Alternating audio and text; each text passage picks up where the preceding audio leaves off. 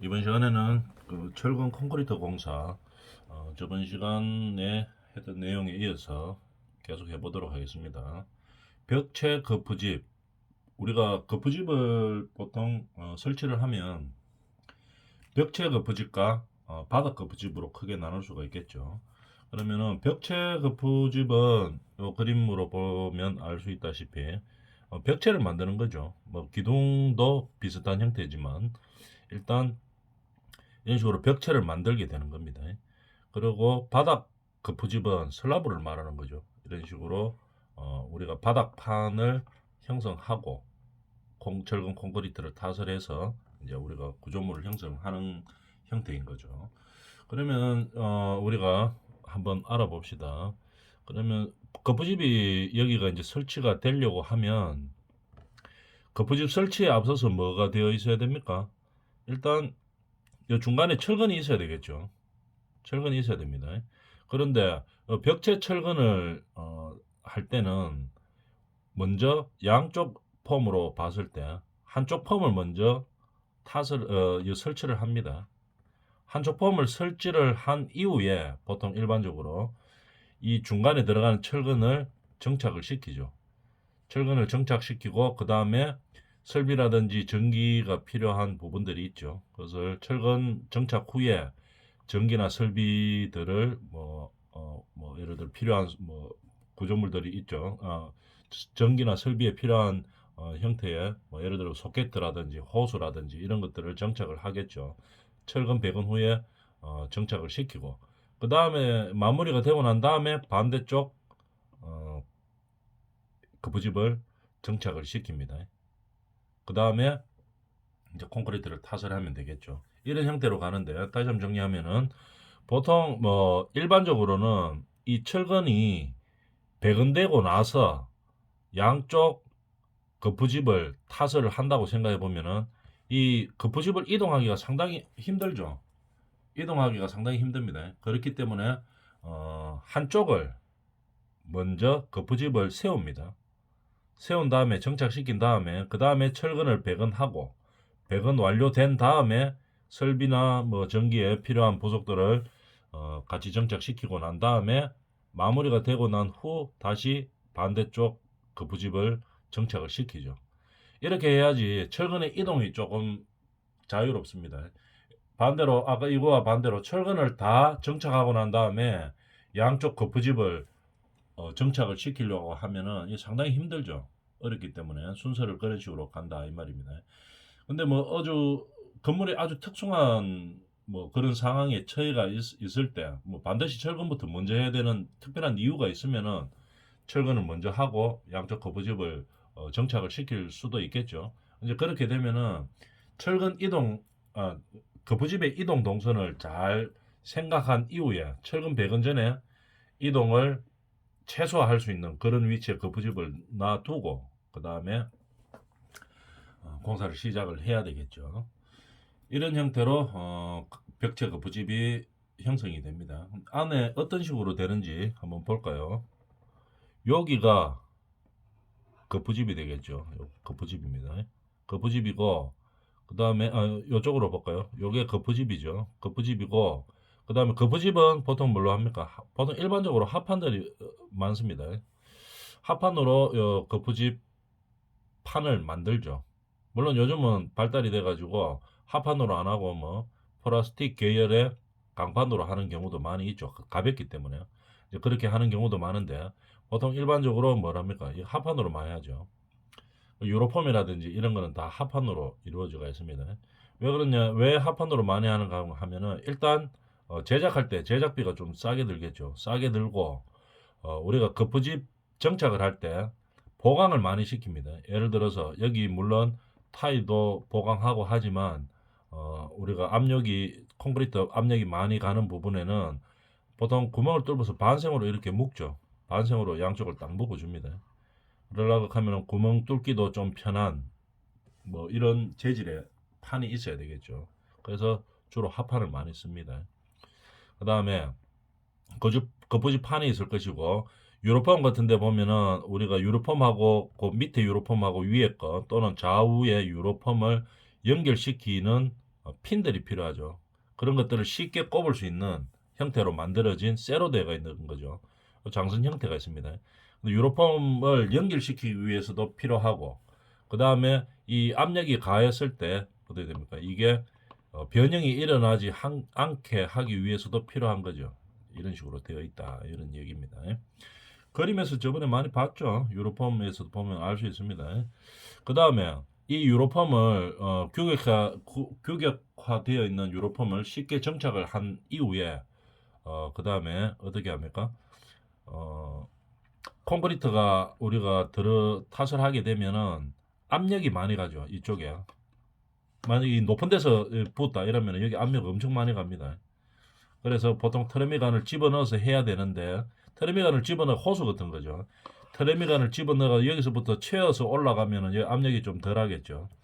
그렇게 하더라도 이 유로폼이나 이런 형태들이 압력에 의해서 밀릴 수가 있죠. 그렇기 때문에 보강제를 항상 정착을 시킵니다. 여기 보면 보강제가 되어 있죠. 여기 보강을 하고, 그죠? 그 다음에 이 보강으로도 모자라서 이런 지지대들을 대죠. 여기다가 뭐 슬라브 같은 데다가 보정을 딱 시킵니다. 이렇게 지지를 해서 완벽하게 밀리지 않도록 그렇게 만드는 거죠. 이런 식으로 왜 이렇게 보강을 많이 하는가 가만히 생각을 해보면, 그 다음 또 중요한 거 있죠. 요 폼 타이하고 타이 형태로 되어 있죠. 그래서 저번 시간에 형태는 우리가 공부를 해봤었죠.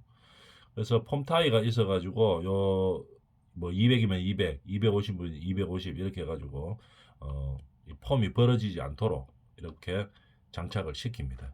쉽게 장착할 수 있도록 이 유로폼이 되어 있죠. 그래서 딱딱 끼우기만 하면 되도록 되어 있습니다. 그래서 이렇게 보강을 많이 하고 하지만도 콘크리트를 타설하다 보면은 타설을 예를 들어서 여기서 펌프카 슈터에서 그냥 바로 떨어뜨렸다고 생각해 봅니다.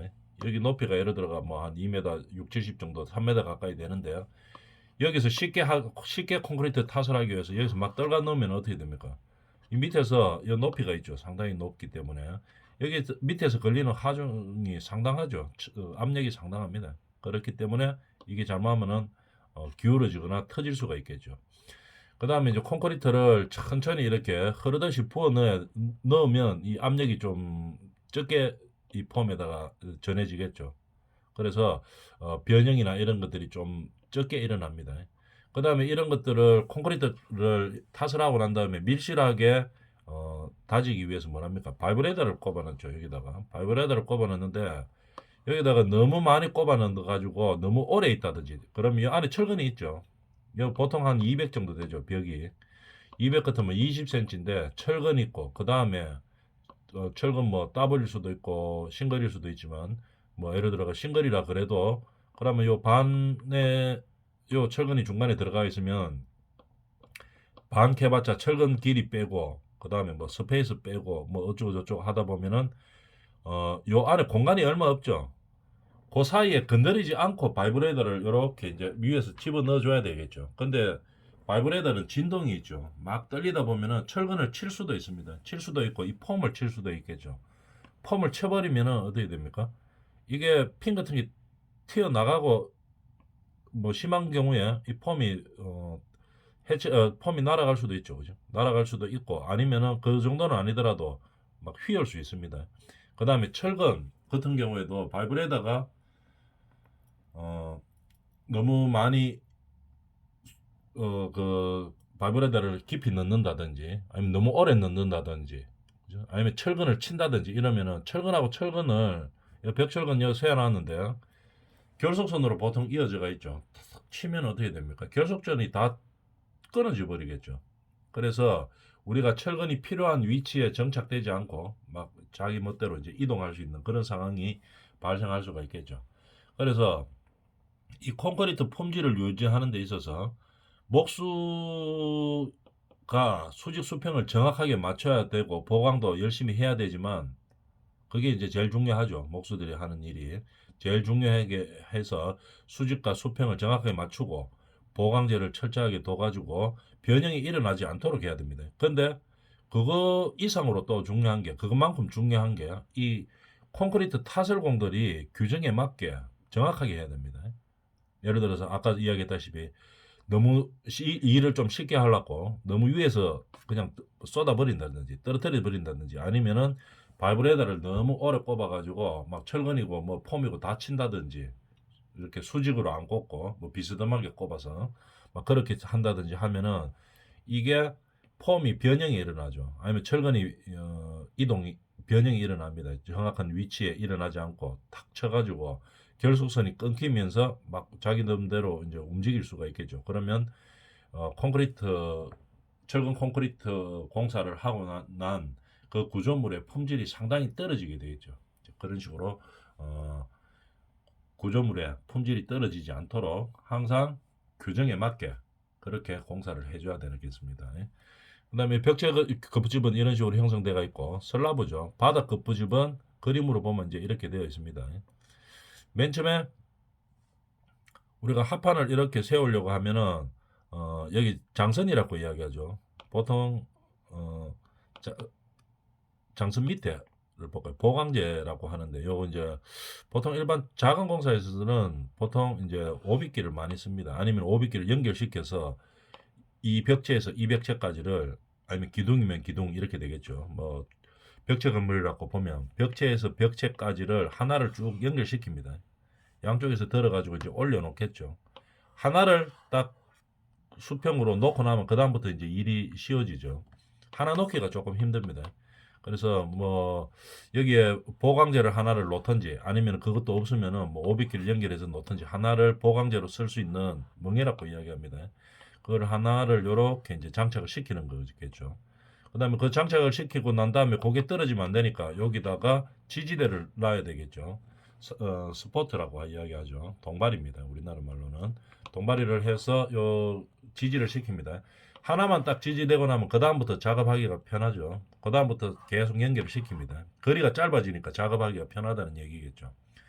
그래서 그 다음에 이제 보강시켜야 될 이 보강제를 이제 계속 넣는 거죠. 그래서 놓고 나서 그 보강제 위에다가 합판을 깔게 되는 거겠죠. 합판을 깔게 되면은 여기에 이제 슬라브를 형성할 수 있는 이제 합판이 형성이 됐습니다. 자, 합판을 다 설치했다고 보면 이제 거푸집 공사는 끝났는 거죠. 그 위에 뭡니까?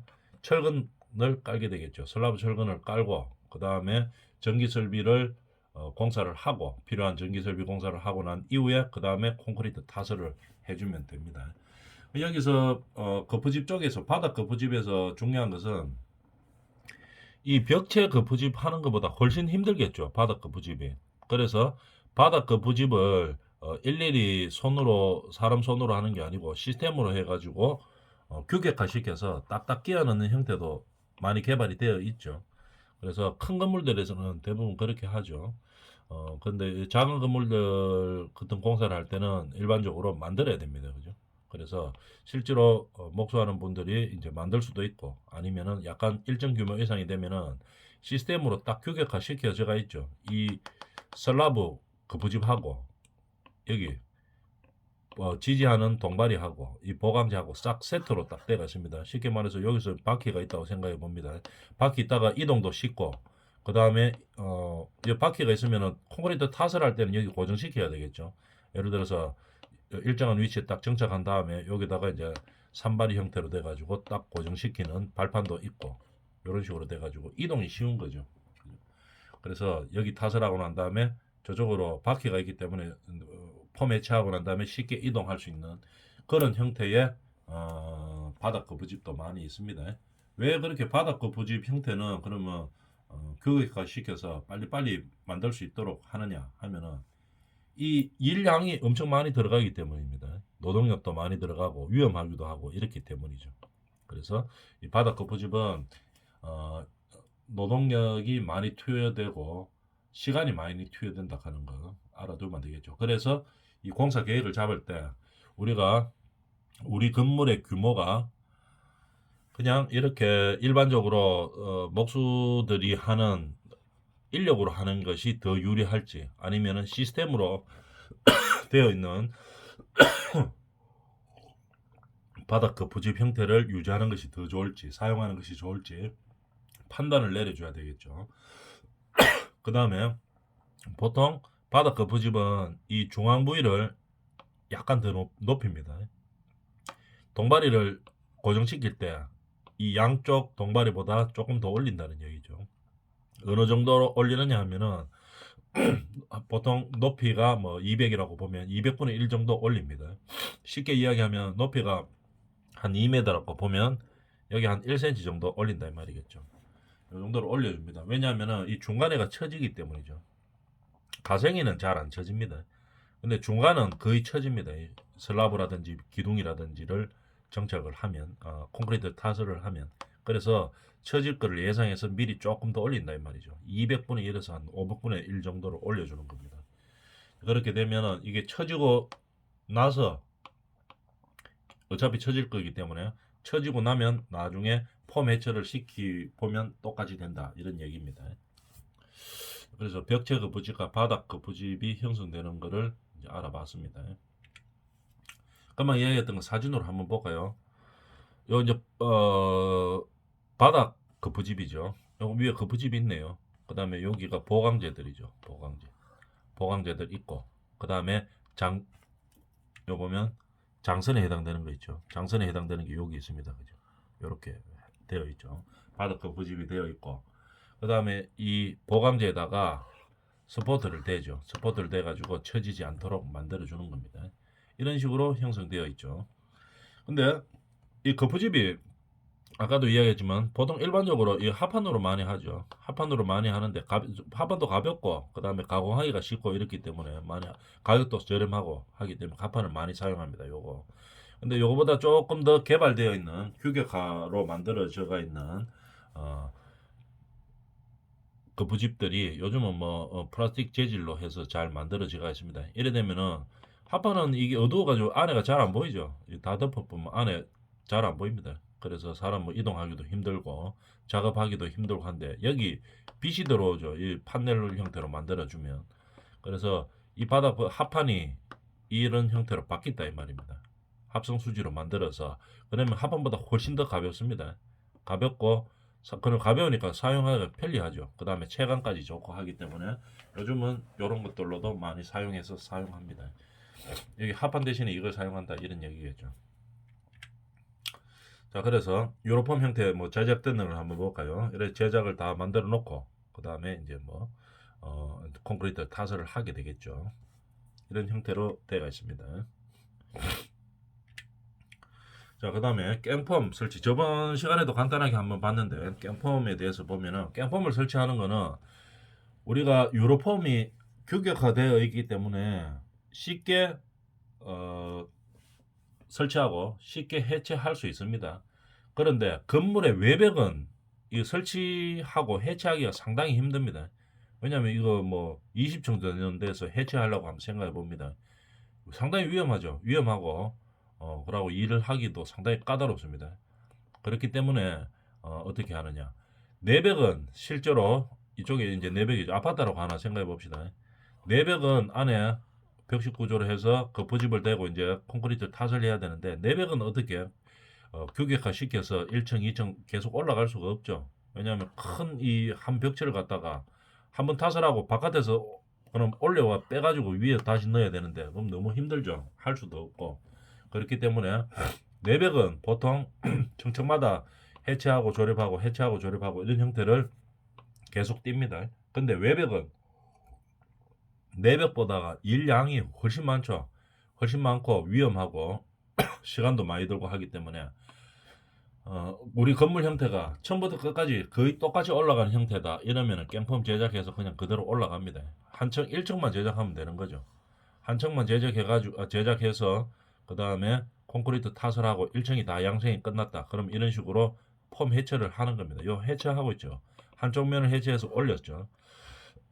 그 다음에 이쪽 면도 올리고 다 각면을 다 올리는 거죠.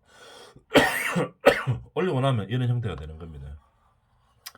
자, 올리고 나면은 이제 외벽은 딱 올려놨습니다. 그 다음에 이제 목수하는 분들이 이제 와서 지금 요거를 갖다가 뭐 레벨 같은 걸로 보고 있죠. 여기 아저씨는 철근 밑에 꾸구리가 앉아 있습니다.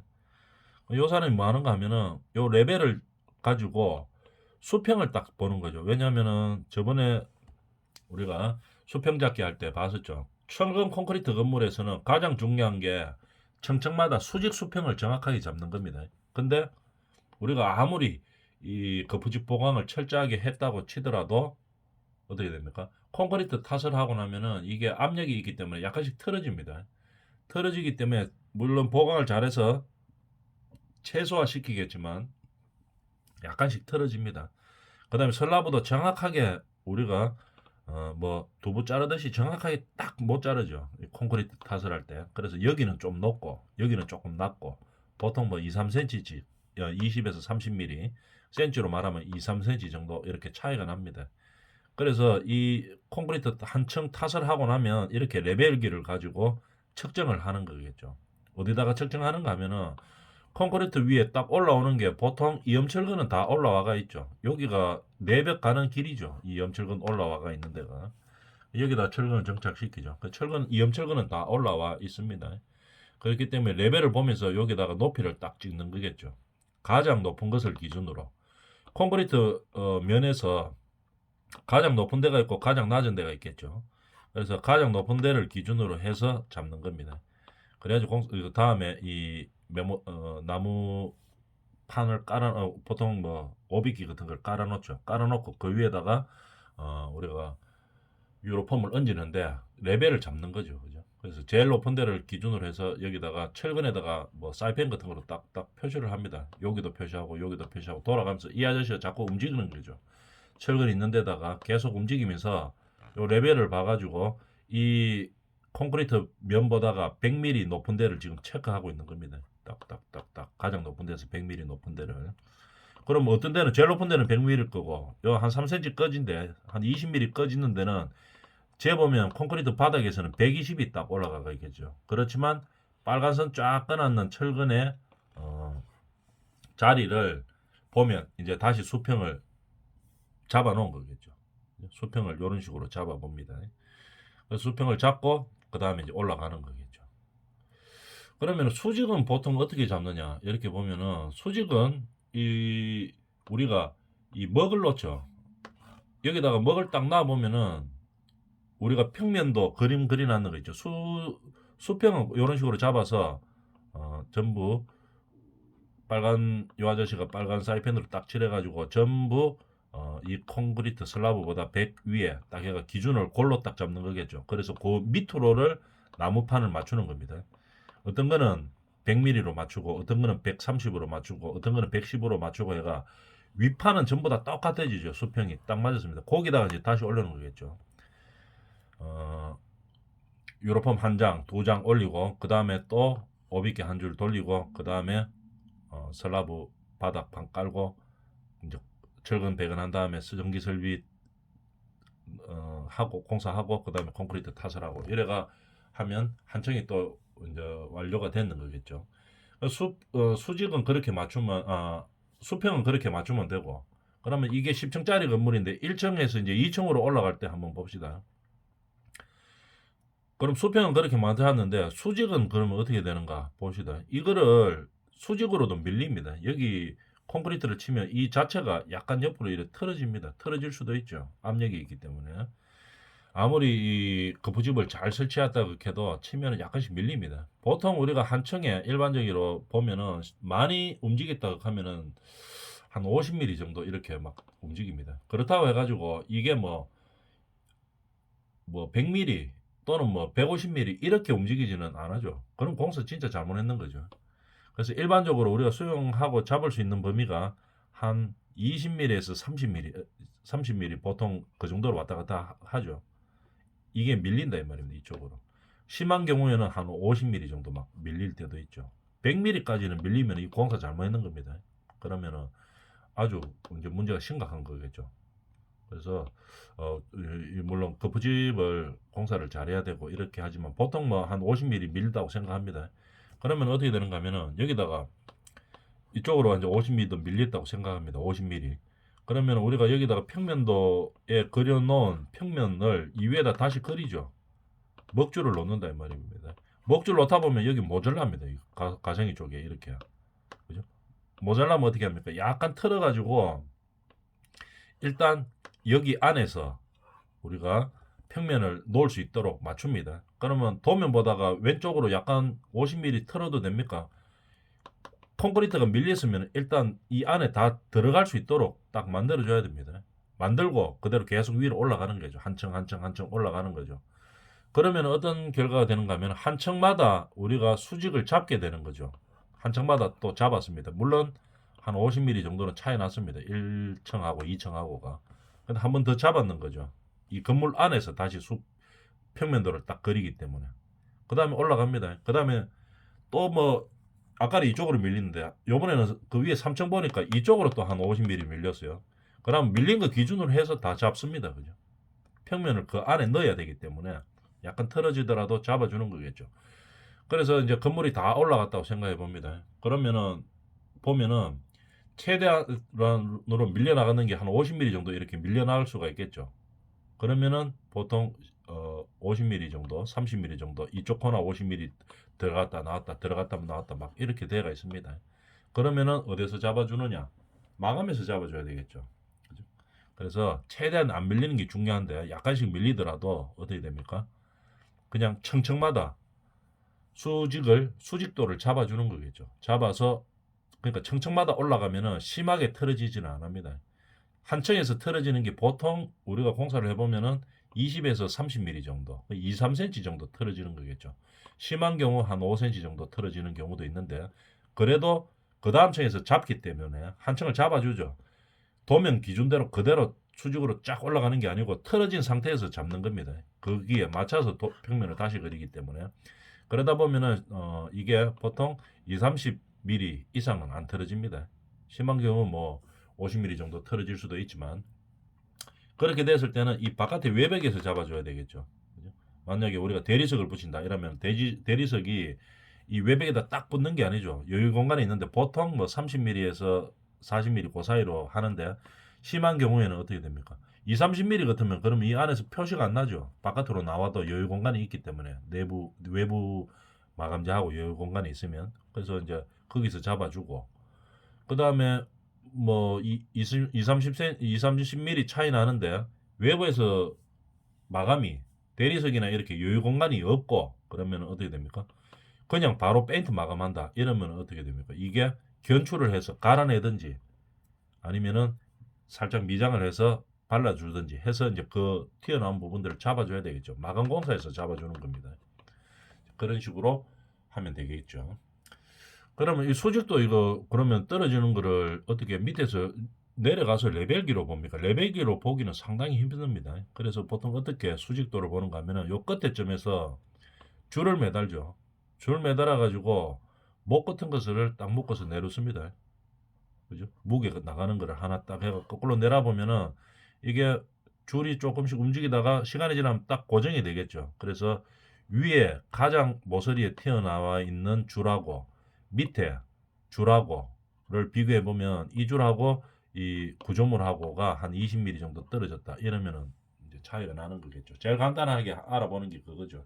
그 다음에 이제 좀 더 정확하게 보려고 하면 레벨기를 갖다 대면 되겠죠. 근데 그것도 정확합니다. 못 밀어 가지고 보는 거죠. 줄에다가 못 매달아가 보면 정확합니다. 중력이 있기 때문에 정확하겠죠. 그런 식으로 수직도를 보고 이제 층층마다 수직을 잡는 거겠죠. 그래서 철근 콘크리트 공사에서 가장 중요한 것은 뭐다? 층층마다 수평과 수직을 다시 층층마다 잡아주는 거겠죠. 그렇게 되겠습니다.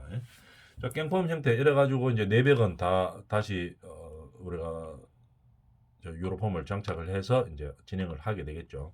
깽폼을 보면 바깥에서 공사하기 쉽도록 아예 이렇게 발판까지 만들어 줍니다. 우리가 보통 안전발판으로 해야 되겠죠. 외부에 사람이 만약에 나가면은 그 법이 바뀌어 가지고 한 7, 8년 전에 바꿔 가지고 옛날에는 뭡니까? 아시바에다가 그냥 아나방이라고 하죠. 그냥 구멍 뚫린 철판 묶어 놓고 그다음에 오비키 같은 거 돼서 반생으로 묶어가 발판으로 쓰고 이랬는데 이제는 그거 하면 큰일 납니다. 형사 고발되죠. 그래서 재판 받고 뭐 이제 그런 문제가 있습니다. 그래서 전부 안전발판으로 반드시 해야 됩니다.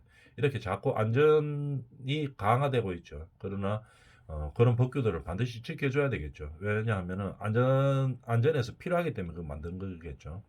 이런 식으로 아예 발판이 만들어진 형태로 깽펌을 만들어 주겠습니다. 그 다음 거는 다음 시간에 하도록 하겠습니다.